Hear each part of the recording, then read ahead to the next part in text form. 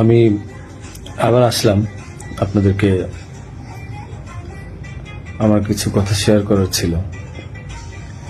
আমি ফেসবুকে ভিডিও দেওয়ার পর দেখলাম যে অনেকেই অনেক প্রশ্ন করছেন, নানা ধরনের মন্তব্য করছেন, আমার কথা হয়তো বিশ্বাস করছেন না।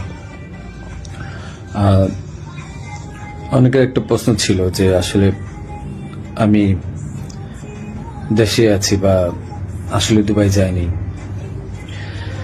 আমি একটু খুলেই বলি, কারণ এই 15-20 দিন পরে যেহেতু আমি বলছি, আমি দুবাইয়ের শারজাতে আছি। এখন আমি দুবাই আসলাম কিভাবে সেটাও বলি। আমার একটা ক্লোজ ছোট ভাই আছে, খুব কাছের। তার নাম হচ্ছে কাউসার মোল্লা, তার বাবার নাম হচ্ছে ইয়াসিন মোল্লা। তো এই কাউসার মোল্লা আমার খুবই ভালো একটা ছোট ভাই, সে আমাকে সবসময় হেল্প করে। তার ওখানে আমি ছিলাম এক রাত ছিলাম, কারণ ওখানে থাকার পিছনে কারণ হচ্ছে মানে তার সাথে আবার আমাদের যে র্যাব 2 সেখানে খুবই ভালো সম্পর্ক। তার ওখানের একটা এএসআই আছে তুষার নাম, তার সাথে খুব ভালো সম্পর্ক থাকার কারণে সে কিন্তু প্রথম আমাকে ফোন দিয়ে জানায় যে ভাই এই ঝামেলা হয়েছে, আপনি জানতে পারছি, আপনি আমার বাসায় আসেন, এরপরে আমি আপনাকে দেশের বাইরে পাঠানোর ব্যবস্থা করব। তো আমি পরে বুঝতে পারিনি, পরে ফেসবুকে দেখলাম, দেখার পরে সে আমাকে লিঙ্ক দিল, দেখার পরে আমি তার ওখানে চলে যাই এবং এক রাত তার ওখানে ছিলাম। তার বাবা ইয়াসিন মোল্লা মোটামুটি পাওয়ারফুল লোক আর টাকা পয়সা আছে অনেক। তো এই কাউসার যেহেতু র্যাবের সোর্স হিসেবে কাজ করে, তো সে আমাকে হেল্প করছে, অনেক হেল্প করছে, আমি ওখান থেকে চলে আসতে পারছি। আর এই কাউসারই কিন্তু আমাকে হাদির সাথে পরিচয় করে দিছিল আমার কাজের জন্য। কাউসার মোল্লা আমাকে হাদির সাথে পরিচয় করায় দেয়। আমি তার নামটা কেন বললাম, কারণ আমার তাকে সন্দেহ হয়েছে। সে আমাকে দেশ থেকে করছে, সেভ করছে, সবকিছু করছে। যেহেতু কাজটা আমি করি নাই, সে জানতো যে আমি কখন হাদির কাছে যাই, কি করি না করি, সবই জানতো, কারণ আমার কাজের জন্য আমি যাচ্ছিলাম, সে জানতো। যেহেতু সে আমাকে পরিচয় করেছে, তাকে আমি, সে নিজেকে এখন ওই নাহিদ সার্জিস, তারপর আপনার হাদি, এদের খুব ক্লোজ আমাকে বলছিল। সেই বিদায় আমি তাকে বারবার বলছিলাম যে আমাকে তাহলে একটু পরিচয় করায় দেন আমার কাজটার জন্য, আমার কাজটা তো এখন দরকার, কারণ আমার প্রতিষ্ঠানে কোনো কাজ নেই। তো সে আমাকে পরিচয় করায় দেয়, কিন্তু যখন সে, আমি জানি না, ওখান থেকে চলে আসার পর, বিদায় নিয়ে চলে আসার পর হাদি গুলি খাইছে এবং সে আমাকে আশ্রয় দিছে এবং সে আমাকে সেফ এক্সিট করে দিছে। আর সে র্যাবের সোর্স হিসেবে কাজ করছে। যখন এগুলো আমি মিলাইলাম, তখন আমার কাছে মনে হলো যে সে অনেক কিছু জানে। তাই আমি তার কথাই বললাম যে আপনারা একটু, আমি বাংলাদেশের পুলিশ প্রশাসনকে বলবো যে আপনারা একটু কাউসার মোল্লা আর তার বাবা ইয়াসিন মোল্লা, এই দুজনকে একটু জিজ্ঞাসাবাদ করবেন যে আসলে মূল ঘটনা কোথায়, আমাকে কেন, আমার মনে হচ্ছে তারা আমাকে ফাঁসাইছে। তো এটা গেল। তাদের সাথে জড়িত র্যাবের সোর্স হিসেবে সে কাজ করে, তাদের সাথে জড়িত র্যাব 2 এর তুষার নামে একজন এসআই আছে, আপনার তাকেও জিজ্ঞাসাবাদ করবেন। এখন আমি আরেকটা কথায় আসি। আপনারা বলছেন যে আমি কেন দেশ ছেড়ে চলে গেলাম। আরে ভাই, আমি তো মানুষ, আমি ব্যবসা করে খাওয়া ছেলে। দিন শেষে দেখা যাবে যে আমি দেশে থাকবো, আপনারা আমাকে মব করবেন। তো যেহেতু মবের যুগ চলতেছে এখন, 5ই আগস্টের পর থেকে আপনারা মবের একটা যুগ নিয়ে আসছেন, তো আমি কিভাবে মানে দেশ না ছেড়ে আসি? আর আমাকে তো কালচারই বলছে যে আপনি দেশ ছেড়ে চলে যান, আপনি দেশে থাকলে অনেক ঝামেলা হবে। তো আমি দেশ ছেড়ে চলে আসছি।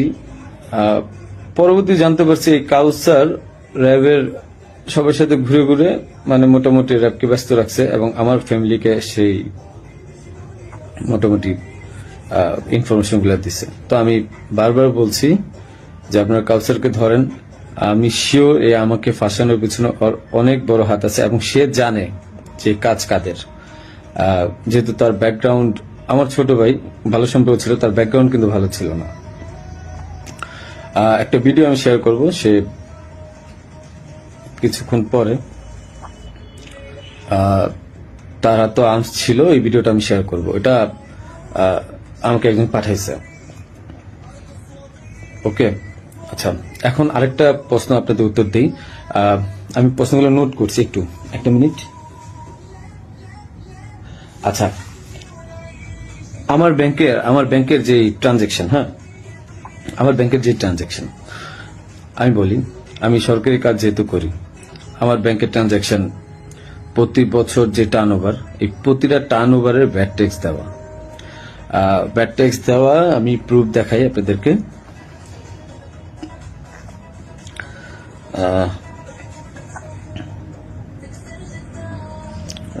প্রতিটারই ভ্যাট ট্যাক্স দেওয়া। অ্যান্ড আমি ব্যবসা করি 2010 সাল থেকে।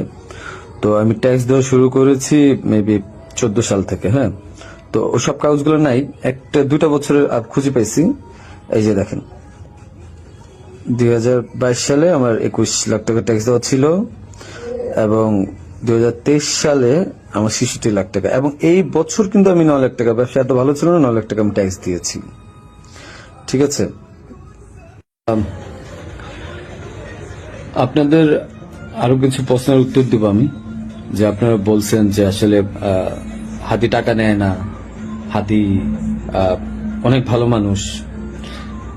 আমার যে 65 লাখ টাকা আপনারা বলছেন বাজেয়াপ্ত করবেন, এই 65 লাখ টাকা আমার দুইটা আইটি কোম্পানি থেকে আমাকে দেওয়া হয়েছে, এবং এটা পে অর্ডারের মাধ্যমে দেওয়া হয়েছে। আপনারা এগুলা আপনাদের যেই সিআইডি আছে তাদেরকে বলেন খুঁজে বের করতে। এটা আমার কামাই করা টাকা, তাদের সাথে ব্যবসায়িক ডিল ছিল, বিদায় এই টাকা তা আমাকে দিছে। আর এখন ওই টাকাটা আমি এফডি করে দিছিলাম আমার বাবুর জন্য, আমার ওয়াইফের নামে। ওই টাকাটা আপনারা বাজেয়াপ্ত করতে যাচ্ছেন, করেন, সমস্যা নাই। হাদিকে আমি 5 লাখ টাকা দিয়েছি, তার প্রমাণ হচ্ছে হাদি যখন আমার কাছে টাকা চায়, ঠিক এই টাকার উপরে আমি 5 লাখ টাকা লোন নিয়েছি ব্যাংক থেকে। আমার কাছে যদি ভাই 127 কোটি 218 কোটি টাকা থাকতো, তাহলে আমি কি লোন নিতে যেতাম? আমাকে খুব মিথ্যাভাবে ফাঁসানো হয়েছে। আমি এগুলোর সাথে জড়িত না, বাবা মা জড়িত না। ওখানে আপনি এনআরবিসিতে খবর নিবেন আপনারা, যে আমি 5 লাখ টাকা লোন নিয়েছি, এবং লোন নিয়ে এই টাকা আমি হাদিকে দিয়েছি। কারণ সে আমাকে বলছিল যে ইসের ছাড়া, মানে অ্যাডভান্স ছাড়া সে কাজ করতে পারবে না। আরেকটা কথা, আপনারা বলতেছেন যে জাবের এত ভালো মানুষ, খুব ভালো মানুষ, মহৎ মানুষ, তারা টাকা নেয় না। জাবেরকে জিজ্ঞাসা করবেন, জাবেরকে ধরে এনে জিজ্ঞাসা করবেন যে এই গেঞ্জি বানায় দেওয়ার জন্য, 250 গেঞ্জি বানানোর জন্য কাকে বারবার ফোন দিছে, কার কাছে বারবার টাকা চাইছে। আমি ফয়সাল, আমার কাছে বারবার টাকা চাইছে ওরা। আর তাদেরকে, জাবেরকে আমি প্রথম 10,000 না 5,000 টাকা দিছি, সে বলছে ভাই হাদিয়া দিছে, যে নেন ফয়সাল ভাই। এত সৎ লোক আপনারা। আমাকে যে মিথ্যায় ফাঁসাচ্ছেন, আমি গেছি ভাই কাজের জন্য, বানায় দিচ্ছেন খুনি। আর আপনারা বলতেছেন যে তোমার বাবা মা বলছে, তোমার মা বলছে, তোমার বোন বলছে, তোমার বউ বলছে, তোমার উমুক এক মাইয়ারা বানায় দিলেন আমার বান্ধবী, যে উমুকে বলছে, যে সবাই বলছে যে তুমি এগুলোর সাথে জড়িত। হ্যাঁ, আমি পাগল তো, যে আমি মানুষ মার্ডার করে আমি আমার বাসায় যাব, মানুষ মার্ডার করে আমি আমার বাসায় যাব, যেন 14 গোষ্ঠী ধরতে পারে। মানে আমি এত বড় বোকা, এত বড় পাগল? হ্যাঁ, মানে এটা তো মানুষের কমন সেন্স। আমি কেন বাসায় যাব? আমি একটা মানুষের মার্ডার করছি, আমি তো সোজা এক্সিট নিব, আমি কেন বাসায় যাব? তারপর এই যে আপনারা বলতেছেন যে আমার মা বলছে, বাবা বলছে। আরে ভাই, আমি জেলখানায় খবর নিছি তাদের ওখানে যাওয়ার পর। আমি আমার আত্মীয় স্বজন থেকে জেলখানায় খবর নিছি যে আসলে কি হয়েছে। আমার ওয়াইফ বলছে, আমার বাবা মা সেম একই কথা বলছে, যে তাদেরকে বলা হয়েছে বারবার যে রিমান্ডে যদি 164 না দেন, তাহলে আমরা আবার আপনাদেরকে রিমান্ড করবো, এবং তখন কিন্তু আমরা টর্চার করব। তাহলে কি করবে যারা জীবনে কোনোদিন প্রথম জেলখানায় গেছে? কি মানে এগুলো কি আপনারা কি পাইছেন?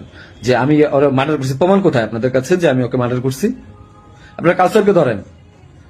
সে আমাকে কেন সেফ এক্সিটের ব্যবস্থা করে দিচ্ছে? সে কেন বারবার আমাকে হেল্প করছে? কেন আমার সাথে হাতের সাথে পরিচয় করে দিচ্ছে?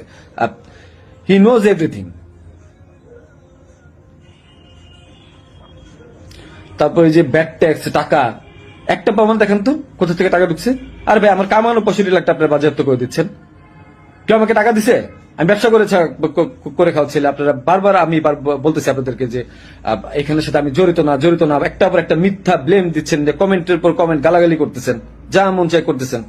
আর ভাই আপনাদের বাপ মায়ের ধরলো তো আপনার বাপ মা কি বলবে? হ্যাঁ,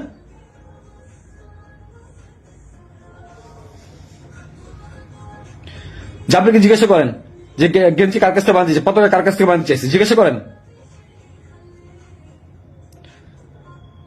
এই খুনির বিচার হবে। আমাকে ফাঁসানোর চেষ্টা করছেন, করেন, কি করবেন? শাস্তি দিবেন, দেন। বাপ মাকে তারা তো কিছু করে নাই। হ্যাঁ, পুলিশ সব জানে। কোয়া থেকে পিস্তল উদ্ধার করছেন, আমার শ্যালককে ফাঁসায় নিয়ে গেছে, কোথা থেকে পিস্তল উদ্ধার করে নিয়ে আসছে না? যা মন চায় পুকুর থেকে পিস্তল উদ্ধার করে নিয়ে আসছে। মানে এগুলা কি ফাইজলামি? হ্যাঁ, আমার বোনের বাসায় পিস্তল পাইছেন, গুলি পাইছেন। এই গুলি পিস্তল আপনারা বলতেছেন বারবার যে তার বাসায় চিপ। আরে ভাই ওই জায়গার মধ্যে মোবাইল ফালাই দিছিল, ওই জায়গায় আমার মোবাইল ফালাইছে। ওই মোবাইল আনতে গেছে, ওইটা বানাইছে গুলি পিস্তলের জায়গা না? বাসা থেকে কারো কাছ থেকে পাইছেন? কারো বডি রিকভারি পাইছেন আপনারা?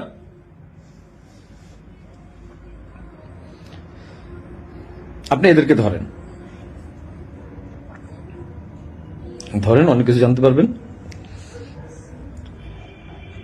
হাদির সাথে লাস্ট আমার একবার কথা হয়েছিল যে একটা বিষয় নিয়ে, যে ও মানে যখন ওই যে সাদিক কামরে মেবি জামাত থেকে ও খুব আপসেট ছিল, যেহেতু ও জামাতের প্রোডাক্ট। আমাকে বারবার বলতেছিল যে ভাই আমার খুব মনে হয় কষ্ট হয়ে যাবে। আমি ওরা বলছিলাম ফাইজলাম করে যে মির্জাবাজ ভাই তো খুবই ভালো মানুষ, ওনার কাছে যান, উনি আসলেই ভালো মানুষ। ভাই তো ভালো মানুষ, হাদি নিজেও বলছে যে মির্জাবাজ ভাইয়ের কাছে যান, উনি ভালো মানুষ। ওনার কাছ থেকে আপনি যে 2-4 কোটি টাকা